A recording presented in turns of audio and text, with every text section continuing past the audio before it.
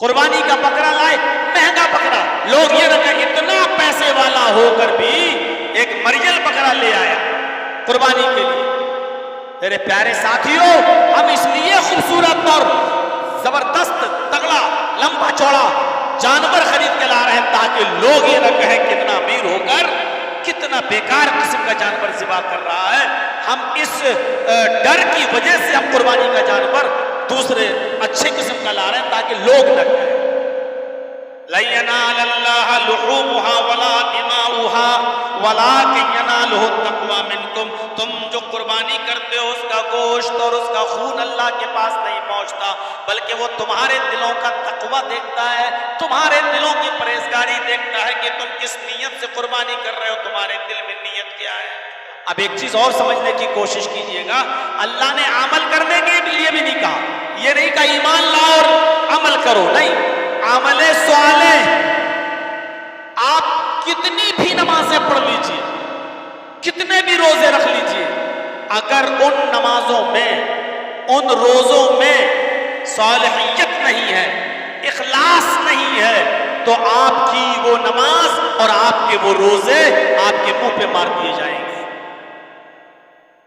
سنیچر کو آپ مسجد میں نہیں آئے، اتوار کو نہیں آئے، سوم کو نہیں آئے، منگل کو نہیں آئے، بدھ کو نہیں آئے، جمعرات کو بھی آپ نہیں آئے، جمعے میں اگلی صف میں بیٹھے ہوئے ہیں، آپ سعودی عرب کا رومال ڈال کر پہلی صف میں آ گئے، ماشاءاللہ جمعے کے دن پہلی صف میں بیٹھے ہیں، لیکن جمعے کے دن نماز پڑھنے آئے بھی تو یہ سوچ کے آئے کہ یار جمعے کی نماز بھی اگر نہیں پڑھیں گے تو محلے والے یہ کہیں گے کہ دیکھو کتنا کمینہ انسان ہے، جمعے تک کی نماز نہیں پڑھتا، ارے کتنا بڑا پاکھنڈی ہے، جمعے تک کی نماز نہیں پڑھتا۔ میرے بھائیوں، آپ نے جمعہ پڑھا ضرور ہے لیکن آپ کا قبول نہیں ہوگا، کیونکہ اس جمعے کے دن کی نماز میں بھی اخلاص نہیں تھا، نیک نیتی نہیں تھی۔ آپ نے جمعے کی نماز تو پڑھی ہے، عمل تو کیا ہے، لیکن عمل صالح نہیں کیا۔ ایسی نماز کو اللہ منہ پہ مار دے گا۔ اسی لیے اللہ رب العالمین نے فرمایا ایمان بھی ضروری ہے اور عمل صالح بھی ضروری ہے۔ آپ نماز پڑھیں لیکن اللہ رب العالمین کی رضا کے لیے، خوشنودی کے لیے، اس کو راضی کرنے کے لیے۔ اگر آپ نے اس لیے نماز پڑھی کہ لوگ یہ نہ کہیں کہ دیکھو حاجی حج کر کے آیا ہے پھر بھی نماز نہیں پڑھتا، تو آپ آگے نماز پڑھنے اس لیے کہ لوگ یہ نہ کہیں کہ دیکھو مولانا ہو کے نماز نہیں پڑھتا، حافظ ہو کے نماز نہیں پڑھتا، آپ اس لیے مسجد میں آ رہے ہیں تاکہ لوگ یہ نہ کہیں، تو ایسی نماز کے بارے میں اللہ کے نبی نے فرمایا من صلی یرائی فقد اشرک، جس نے دوسروں کو دکھانے کے لیے عبادت کی، دوسروں کو دکھانے کے لیے نماز پڑھی، اس نے شرک کیا۔ یہی نماز اب شرک ہو گئی۔ جو ہم رکوع کر رہے ہیں، سجدہ کر رہے ہیں، یہ اللہ کے سامنے نہیں ہو رہا ہے، یہ گاؤں والوں کے سامنے اور محلے والوں کے سامنے ہو رہا ہے، کیونکہ ہماری نیت یہ ہے کہ لوگ یہ نہ کریں، ہماری نیت یہ ہے کہ لوگ یہ باتیں ہمیں نہ سنائیں، لوگ یہ نہ کہیں دیکھو حاجی ہو کے نماز نہیں پڑھتا، حج کرایا پھر بھی نماز کی توفیق نہیں ہو رہی، دیکھو جمعے تک کی نماز نہیں پڑھتا، اس لیے ہم نماز پڑھنے کے لیے چلے آئے۔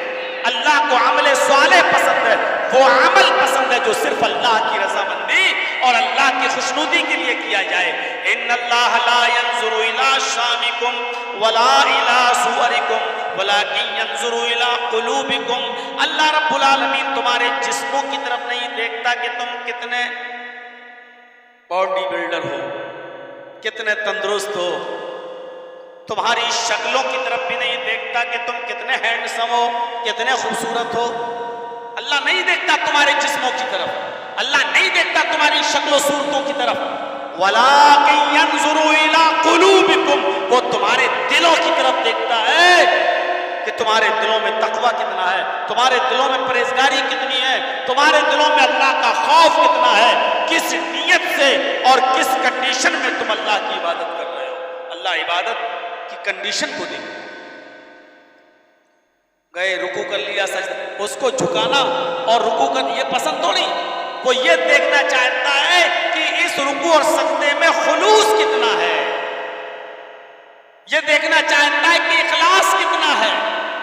اخلاص، یہ چیز یاد رکھیے گا، اِلَّا الَّذِينَ آمَنُوا، ایمان کا دعویٰ تو سب کر لیں گے سب سے پوچھو، سب کا ماشاء اللہ میں مومن ہوں، اور پھر حالات پر نظر ڈالیے. وَلَا تَهِنُوا وَلَا تَحْزَنُوا وَأَنْتُمُ الْأَعْلَوْنَ إِن كُنتُم مُؤْمِنِينَ. اللہ نے مومنوں سے تو یہ وعدہ کیا کہ مومنوں تم غم نہ کرو، مومنوں تم پریشان نہ ہو جاؤ، مومنوں تم مایوس نہ ہو جاؤ، تمہیں دکھ اور غم کرنے کی ضرورت نہیں، تم ہی صاحب حکومت رہو گے. وَأَنْتُمُ الْأَعْلَوْنَ، تم ہی سب سے بلند رہو گے، تمہیں حکومت تمہارے قدم چومے گی، تمہیں کو عزت ملے گی، تمہیں کو سربلندی ملے گی. ان کنتم مومنین، اگر تم مومن ہو تو ہمیں عزت مل رہی ہے، ہمیں بلندی مل رہی ہے. کہاں ہے عزت؟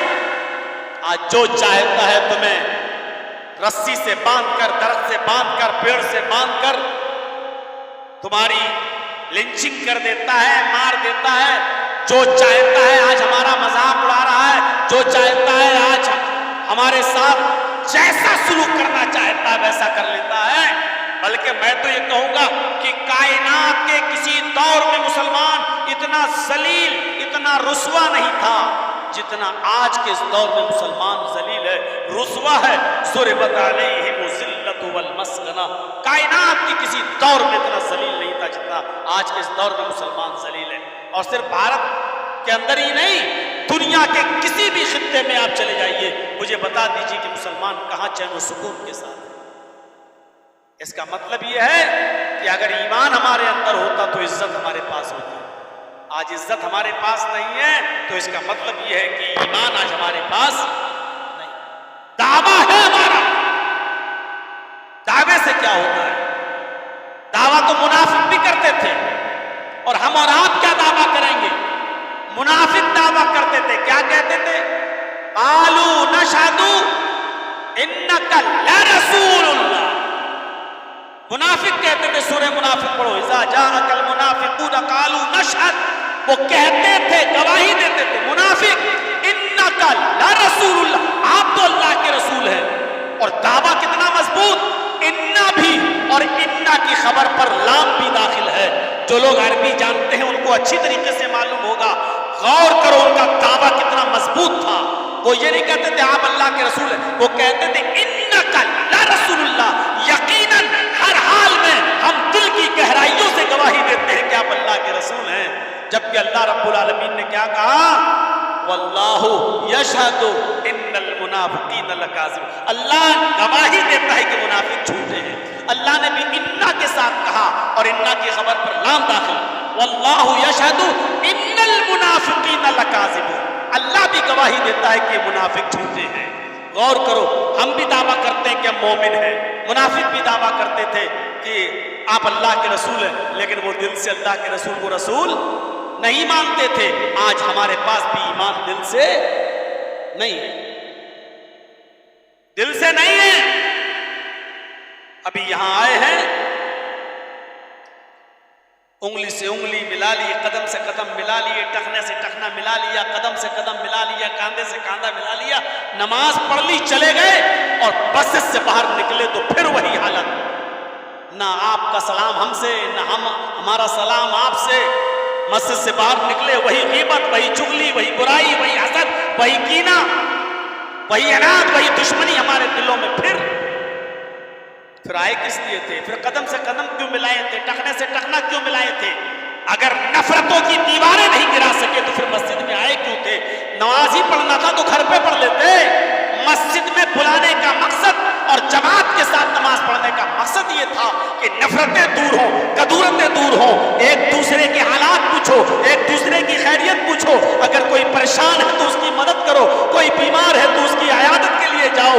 اگر کوئی کہے کہ ہمارا پڑوسی اس لیے مسجد میں نہیں آیا کیونکہ وہ ہاسپٹل میں ایڈمٹ ہو تو جاؤ اس کی عیادت کرو. اس لیے جماعت فرض کی گئی تھی اور اس لیے جماعت کا نفاذ کیا گیا تھا تاکہ آپ اور ہم ایک دوسرے کے حالات معلوم کر سکیں اور ایک دوسرے کی خیریت معلوم کر سکیں. لیکن نماز پڑھنے کے بعد بھی کدورت، حسد اور کینہ ہمارے دلوں سے نہیں نکلا تو کیا فائدہ ہے؟ الا الذين امنوا وعملوا الصالحات، ایمان بھی ضروری اور عمل صالح بھی ضروری ہے دونوں.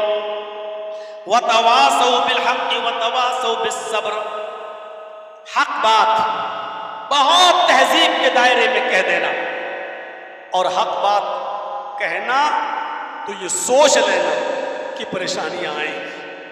حق اور صبر دونوں کو اسی لیے جوڑا ہے۔ حق بات کی جو وصیت کرتے تلقین کرتے ہیں ایک دوسرے کو، اور حق بات کہنے میں جو پریشانیاں آتی ہیں اس پر صبر۔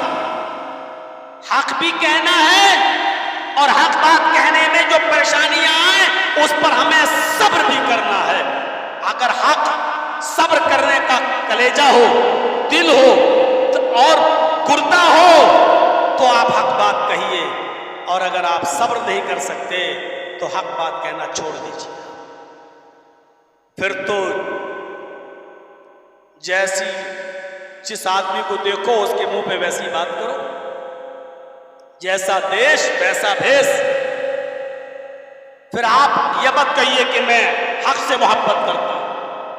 امام مالک رحمت اللہ علیہ کا وہ حق یاد کرو جب انہوں نے ان کے زمانے میں جب بادشاہ نے یہ کہا تھا،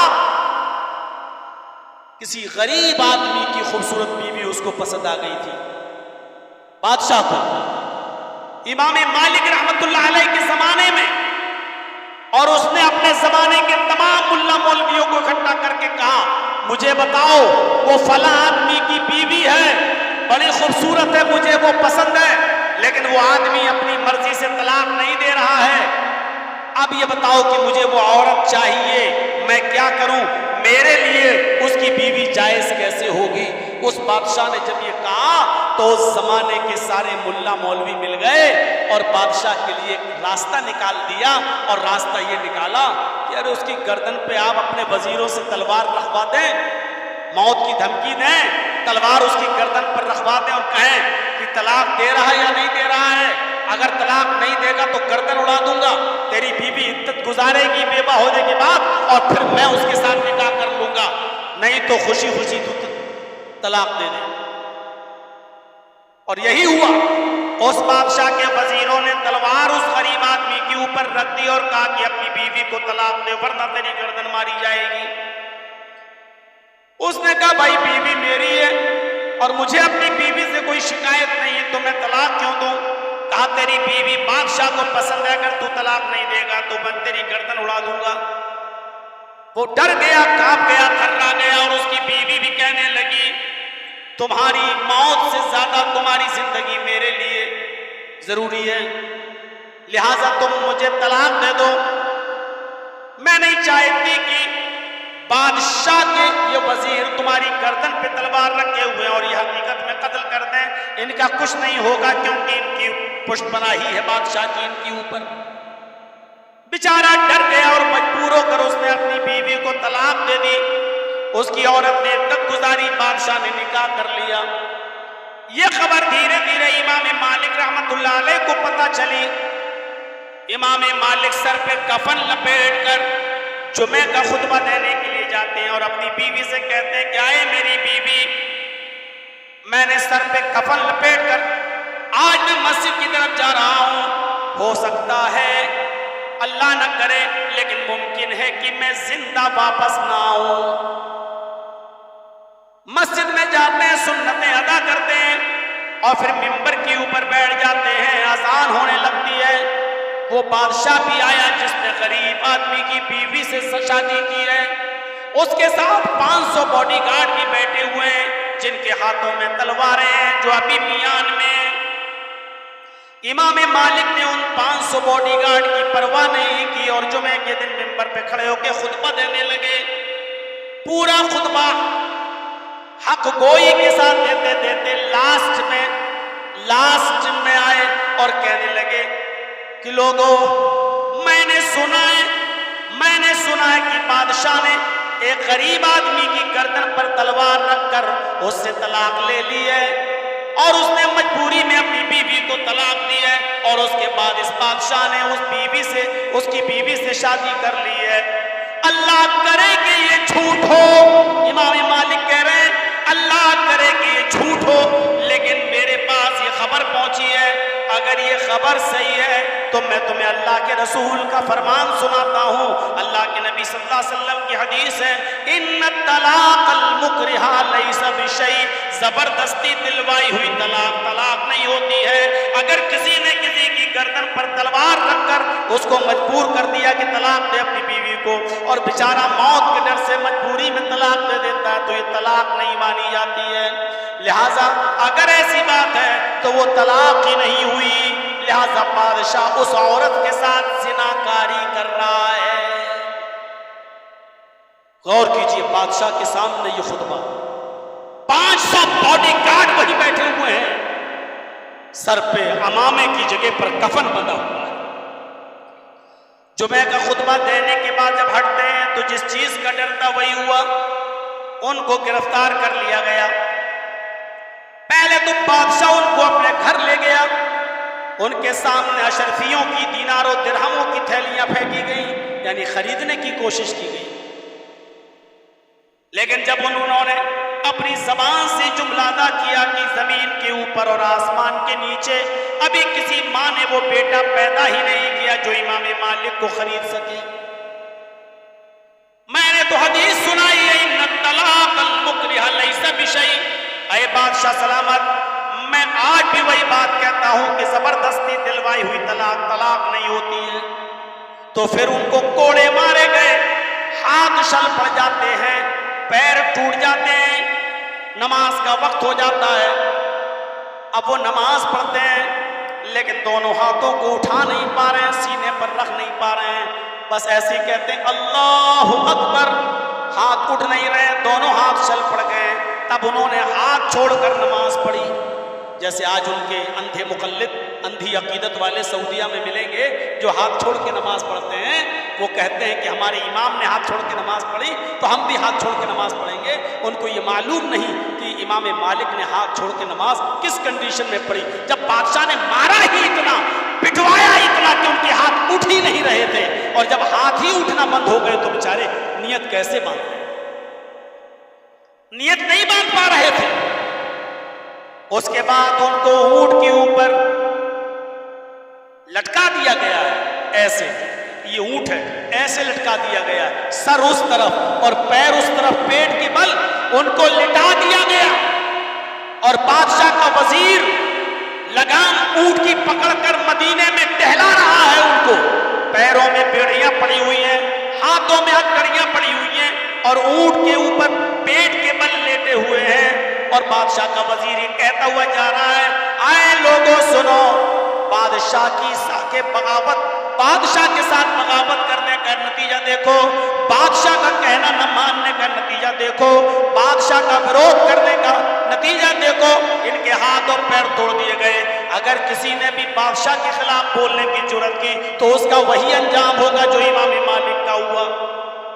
امام مالک بھی بلند آواز سے اس اونٹ کے اوپر پڑے ہوئے ہیں اور کیا کہہ رہے ہیں, اے لوگوں, جو مجھے جانتا ہے وہ تو جانتا ہی ہے کہ میں کون ہوں, اور جو نہیں جانتا وہ سن لے کہ میں مالک ابن انس ہوں.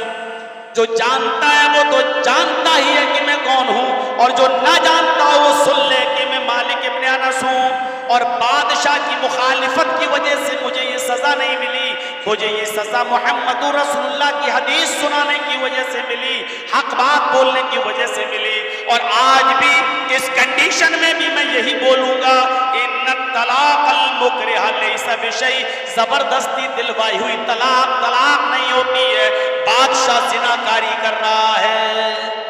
اس کنڈیشن میں بھی انہوں نے یہی حدیث پڑھ کر سنائی کہ بادشاہ زناکاری کر رہا ہے, زبردستی دلوائی ہوئی طلاق نہیں ہوتی ہے. یہ تھی حق بیانی. تو جو لوگ حق بات بولتے ہیں اور حق بیانی کرتے ہیں وہ نقصان میں نہیں ہے. کسی کا چہرہ دیکھ کر مسئلہ بدل دیا جائے, میرے بھائیوں, یہ اسلام کی تعلیم نہیں ہے. جیسے ایمان کے ساتھ ساتھ عمل صالح ضروری ہے, ایسے ہی حق کے ساتھ ساتھ صبر بھی ضروری ہے. امام مالک کو مارا گیا حق بات کہنے کے جرم میں, لیکن انہوں نے صبر بھی کیا. بادشاہ کا مقابلہ کوئی نہیں کر سکتا تھا, وہ بھی نہیں کر پا رہے ہیں, لیکن صبر بھی کر رہے ہیں. لیکن حق بات سے سمجھوتا نہیں کر رہے ہیں, حق بات سے سمجھوتا نہیں کر رہے ہیں.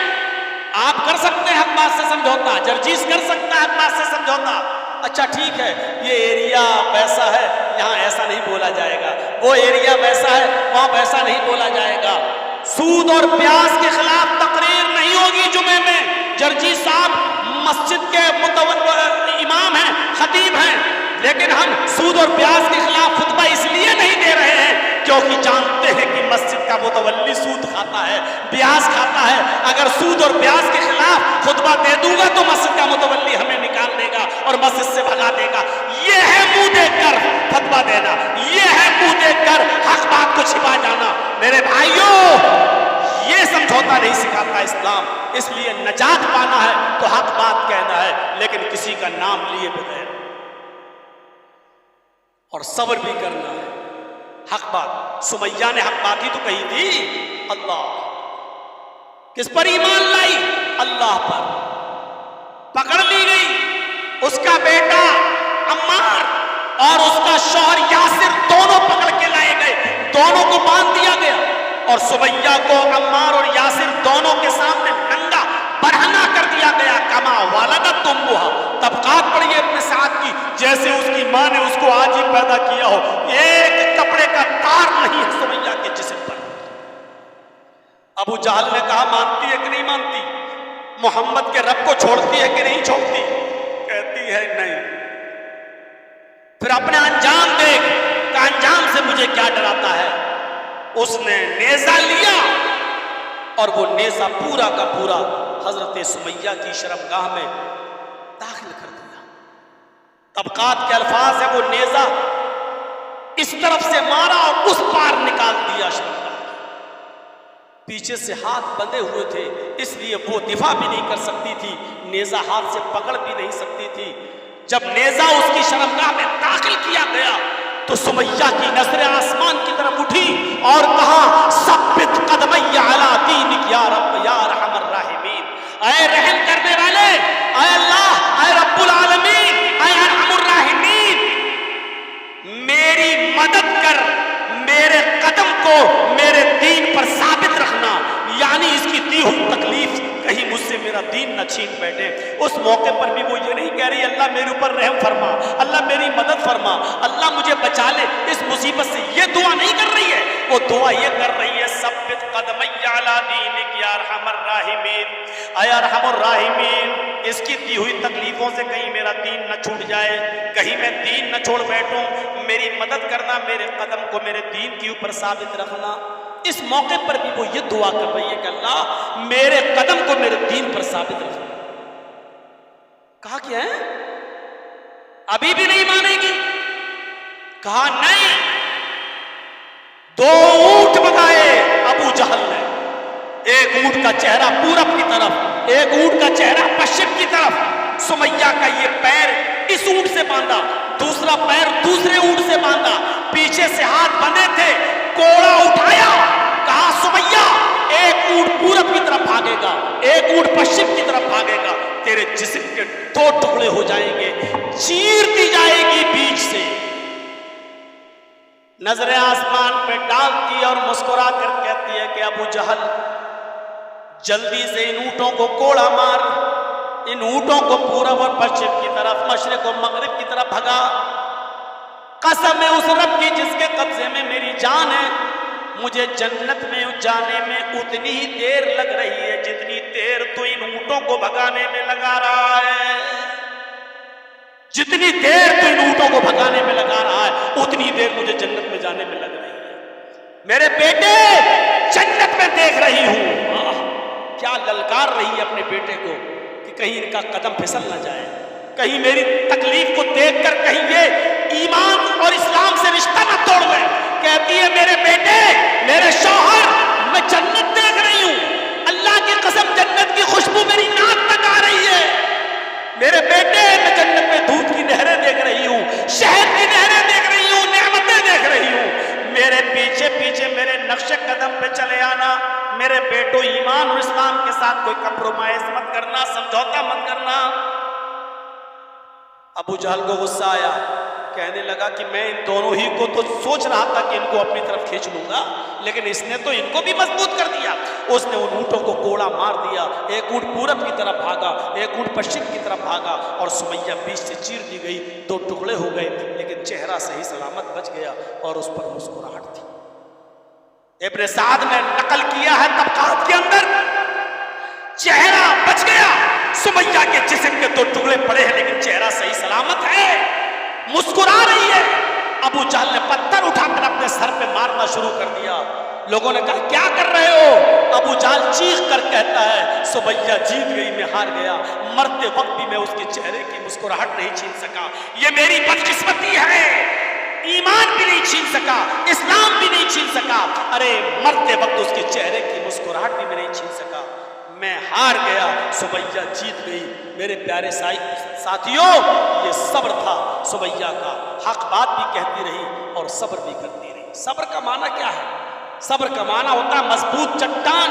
صبر کا معنی یہ نہیں ہوتا کہ کوئی آدمی ہمیں مارے اور ہم پٹتے رہے کہ صبر ہو گیا، نہیں، صبر کا معنی یہ ہوتا ہے کہ کوئی ہمیں ہمارے عقیدہ توحید سے، کوئی آدمی ہمیں ہمارے اصول سے، کوئی آدمی ہمارے ضابطے سے ہمیں ہٹانا چاہے تو لاکھ پریشانیاں آئیں، ان پریشانیوں کو سہ لینا، لیکن اپنے اصول اور ضابطوں کے ساتھ سمجھوتا نہ کرنا اور عقیدہ توحید سے اپنے آپ کو مت پھیرنا، اس کا نام ہے صبر۔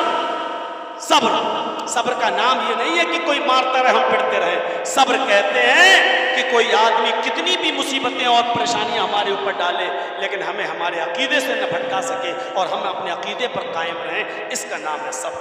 اللہ تعالیٰ نے پوری انسانیت کو جب یہ کہا کہ وہ نقصان میں ہے تو پوری انسانیت کو نقصان میں بتانے کے لیے قسم کیا کھائی؟ زمانے کی قسم،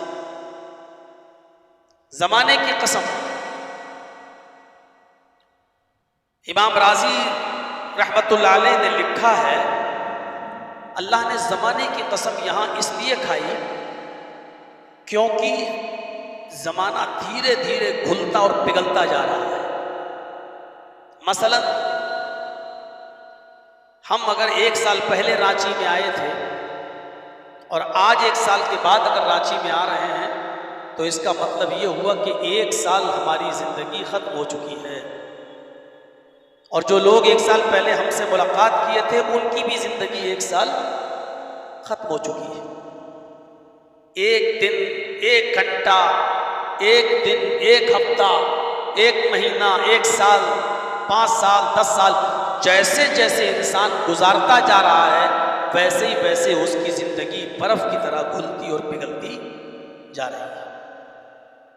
ہم اور آپ اپنی قبر کے قریب ہوتے جا رہے ہیں، بلکہ یوں کہوں تو غلط نہیں ہوگا کہ ہم اور آپ اپنی جنت یا جہنم کے قریب ہو رہے ہیں۔ انسان 2 ہی چیزوں میں سے کسی ایک چیز کے قریب ہو رہا ہے، یا تو اپنی جنت کے یا اپنی جہنم کے۔ اس سے بڑا نقصان ایک انسان کا کیا ہوگا؟ خدا نخواستہ ہماری عمر 50 سال 60 سال گزر گئی، 10 15 20 سال کے اور مہمان رہ گئے اس دنیا میں، اور یہ زندگی ہماری کھلتی اور پگھلتے ہوئے جہنم کے قریب جا رہی ہو تو اس سے بڑا نقصان ہمارا اور آپ کا اور کیا ہو؟ ایک انسان 60 اور 65 سال اور 70 سال کی زندگی گزار چکا ہے لیکن ابھی تک وہ جمعے کی نماز پڑھ رہا ہے، 5 وقت کی نماز اس کو نصیب نہیں ہو رہی، آج بھی وہ مسجدوں سے دور ہے، آج بھی وہ نماز اور روزے سے دور ہے، آج بھی وہ اللہ کی عبادت سے دور ہے، آج بھی اس کو توبہ اور استغفار کی توفیق نصیب نہیں ہو رہی ہے۔ تو اس انسان کی جو زندگی گزر چکی ہے 70 سال 65 سال، اس انسان سے بڑا نقصان میں اور کون سا انسان ہو سکتا ہے؟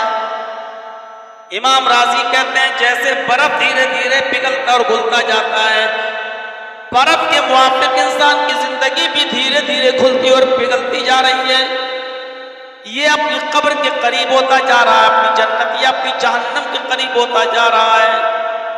لڑکا لڑکی، بوڑھا جوان، مرد عورت، ہندو مسلم سکھ عیسائی، الغرض انسانیت کی جتنی بھی کیٹیگریز اور کوالٹیز ہو سکتی ہیں سب نقصان کے اندر ہیں۔ پھر جو لوگ نقصان میں نہیں، اللہ رب العالمین نے ان کو مستثنا کر دیا۔ پہلے تو کہا پوری انسانیت نقصان میں ہے، لیکن یہ لوگ نقصان سے بچے ہوئے ہیں۔ کون لوگ؟ الا الذین آمنوا، جو ایمان لائے، صرف ایمان لانے والے نہیں، وعملوا الصالحات، اور ایمان لانے کے بعد جنہوں نے صالح عمل کیے، پہلے ایمان پھر عمل صالح، دو چیزیں،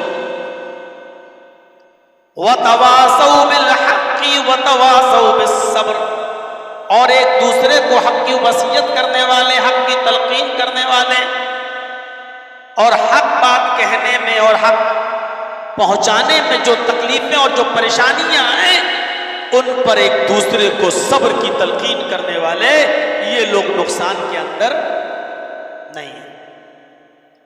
یہاں پر غور کرنے کی چیز یہ ہے کہ اللہ نے ایمان اور عمل صالح کو ایک ساتھ بیان کیا ہے، حق اور صبر کو ایک ساتھ بیان کیا ہے، وَتَوَاصَوْا بِالْحَقِّ وَتَوَاصَوْا بِالصَّبْرِ، حق اور صبر کو ایک ساتھ، اور إِلَّا الَّذِينَ آمَنُوا وَعَمِلُوا الصَّالِحَاتِ، ایمان اور عمل صالح دونوں کو ایک ساتھ۔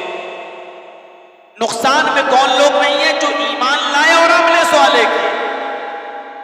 صرف ایمان لانا کافی نہیں ہے، ایمان لانے کے بعد ہمیں انٹری تو مل گئی اسلام کے اندر، داخلہ تو ہو گیا، لیکن ہم مکمل طور پر اسلام کے اندر ابھی انٹر نہیں ہوئے ہیں جب تک کہ ہم عمل صالح نہیں کریں گے۔ آپ کو کسی روم میں داخل ہونے کی چابی تو مل گئی، لیکن اس روم میں رکھا ہوا سامان کو استعمال کرنے کی اجازت ابھی آپ کے پاس نہیں ہے۔ بس یہی سمجھ لیجئے کہ ہم نے ایمان لے آئے، کلمہ پڑھ لیا، ایمان قبول تو کر لیا، ایمان تو لے آئے، لیکن جب تک ہم عمل صالح نہیں کریں گے ہمیں نجات نہیں ملے گی۔ نجات یافتہ لوگ کون ہیں؟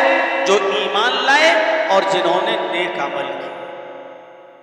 ورنہ ایمان لانے کا دعویٰ تو منافق بھی کرتے تھے۔ کیا عبداللہ ابن ابی کلمہ نہیں پڑھتا تھا؟ لا الہ الا اللہ کے اقرار نہیں کرتا تھا؟ وہ بھی اقرار کرتا تھا۔ تو ایمان اور عمل صالح دونوں لازم و ملزوم ہیں۔ اس کی مثال یوں سمجھ لو کہ جیسے ہم موبائل استعمال کرتے ہیں تو موبائل بغیر سم کے آپ استعمال نہیں کر سکتے، اور سم کو بھی موبائل کی ضرورت ہے، خالی سم بھی بیکار ہے جب تک ہم اس کو کسی موبائل میں نہ ڈالیں۔ موبائل بھی ضروری ہے، موبائل کے لیے سم ضروری ہے، اور سم بھی ضروری ہے، لیکن سم کے لیے موبائل ضروری ہے۔ صرف ہم نے مہنگا سے مہنگا موبائل خرید لیا، ایپل کا لے لو، آئی فون لے لو، 1.5 لاکھ کا 2 لاکھ کا موبائل لے لو، اتنا مہنگا موبائل آپ نے خرید لیا، لیکن بیکار ہے جب تک کہ آپ اس کے اندر سم نہیں ڈالیں گے آپ بات نہیں کر سکتے۔ اب آپ لاکھ کہیے صاحب میں نے تو 1.5 لاکھ کا 2 لاکھ کا موبائل خریدا ہے، یار اس میں تو ہم امریکہ بات ہی نہیں کر پا رہے ہیں، ہم تو یو کے میں بات ہی نہیں کر پا رہے ہیں اپنے بھائی سے، تو ایسے مہنگے موبائل کا فائدہ کیا ہے؟ کہا جاتا ہے آپ سے کہ اس میں سم تو ڈالیے جناب، جب تک سم نہیں ہوگی، اور سم بھی نہیں، جب تک اس سم میں بیلنس نہیں ہوگا آپ بات نہیں کر سکتے۔ اب آپ لاکھ کہیے تو پھر ایسے موبائل کا کیا فائدہ جناب؟ جب نے 1 لاکھ 1.5 لاکھ کا موبائل لیا اس کے باوجود سم ڈالنا پڑ رہی ہے، تو ایسے موبائل کا کیا فائدہ؟ آپ کی بات بالکل بے مقصد ہے، بے معنی ہے۔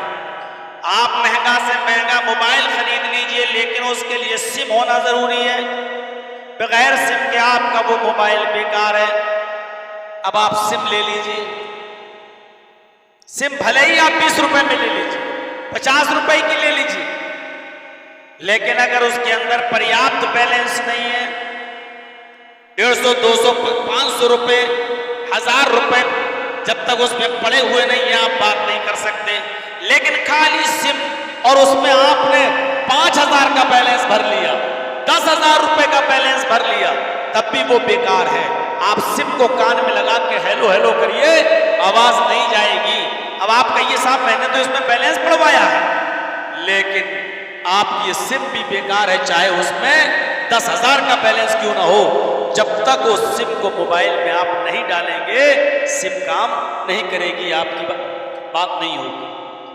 آپ سمجھ لیے نا، موبائل کے لیے سم ضروری ہے اور سم کے لیے موبائل ضروری ہے۔ صرف موبائل ہے، سم نہیں تو بیکار، صرف سم کارڈ ہے لیکن موبائل نہیں تو بیکار۔ اسی طریقے سے اللہ رب العالمین نے فرمایا اِلَّا الَّذِينَ آمَنُوا وَعَمِلُوا الصَّالِحَاتِ، جو ایمان لائے اور جنہوں نے نیک عمل کیے۔ ایمان بھی ضروری ہے اور عمل صالح بھی ضروری ہے۔ آپ قرآن پڑھ جائیے، اللہ نے جہاں پر بھی عمل کرنے کا حکم دیا ہے وہاں عمل صالح کا بھی حکم دیا ہے۔ عمل صالح، اب ایک چیز اور سمجھنے کی کوشش کیجئے گا، اللہ نے عمل کرنے کے لیے بھی نہیں کہا، یہ نہیں کہا ایمان لاؤ اور عمل کرو، نہیں، عمل صالح۔ آپ کتنی بھی نمازیں پڑھ لیجئے، کتنے بھی روزے رکھ لیجئے، اگر ان نمازوں میں، ان روزوں میں صالحیت نہیں ہے، اخلاص نہیں ہے، تو آپ کی وہ نماز اور آپ کے وہ روزے آپ کے منہ پہ مار دیے جائیں گے۔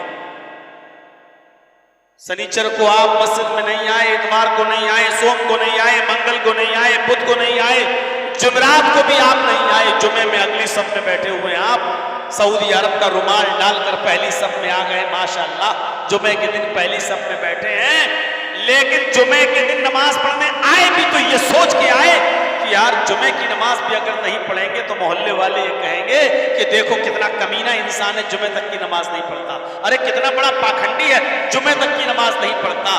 میرے بھائیوں، آپ نے جمعہ پڑھا ضرور ہے لیکن آپ کا قبول نہیں ہوگا، کیونکہ اس جمعے کے دن کی نماز میں بھی اخلاص نہیں تھا، نیک نیتی نہیں تھی۔ آپ نے جمعے کی نماز تو پڑھی ہے، عمل تو کیا ہے، لیکن عمل صالح نہیں کیا۔ ایسی نماز کو اللہ منہ پہ مار دے گا۔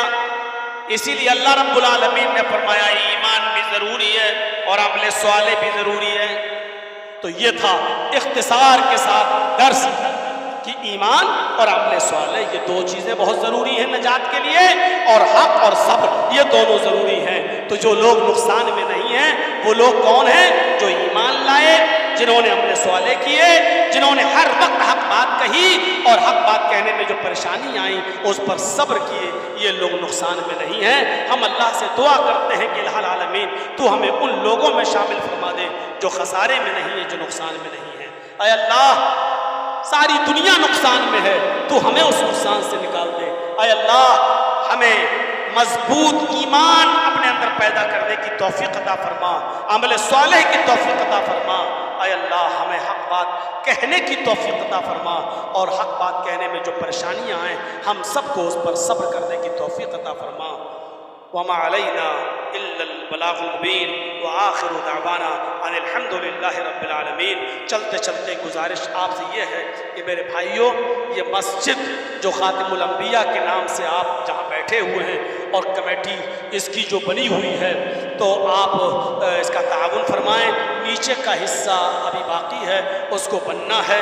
جو اللہ کے نبی صلی اللہ علیہ وسلم نے فرمایا کہ من بنا للہ مسجدا بنى اللہ لہ بیتا فی الجنہ، جو دنیا میں اللہ کے لیے مسجد بنائے گا اللہ جنت میں اس کا گھر تعمیر کرے گا، اس کا گھر بنائے گا۔ تو آپ سے میری گزارش یہ ہے کہ مسجد خاتم الانبیاء کے لیے زیادہ سے زیادہ آپ تعاون فرمائیں، اور اللہ سے میری دعا ہے کہ بارے الہ، اس گھر کو جو تیرے نام پر بنایا جا رہا ہے تو ہی اس کو پائے تکمیل تک پہنچائے گا۔ اے اللہ، تو اس کو پائے تکمیل تک پہنچا، اور جو لوگ اس میں بڑھ چڑھ کر حصہ لیں ان کو اس کا پورا پورا اجر عظیم عطا فرما۔ السلام علیکم ورحمۃ اللہ وبرکاتہ۔